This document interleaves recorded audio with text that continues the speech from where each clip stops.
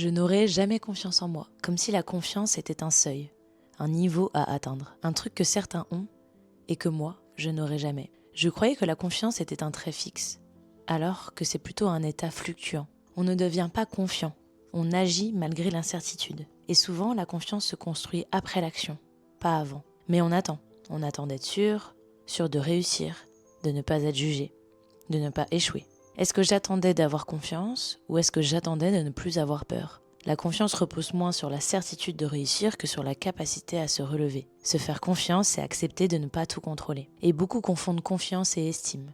Comme moi, adolescente. Dire « je n'ai pas confiance », c'est parfois dire tout bas « je ne me sens pas assez ». Mais la confiance, elle, concerne l'action, alors que l'estime concerne la valeur. On peut manquer de confiance dans un domaine et être solide dans un autre. Alors pourquoi on généralise tout ? La comparaison constante érode la confiance.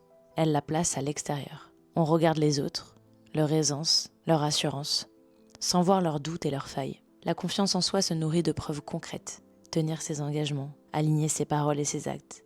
Éviter l'inconfort protège l'ego certes, mais fragilise la confiance. Et l'erreur n'est pas son opposé, elle en est un matériau. Et la confiance authentique inclut le doute, elle ne l'exclut pas. Elle dit « je ne sais pas si je vais réussir, mais je saurai comment gérer ce qui arrive ».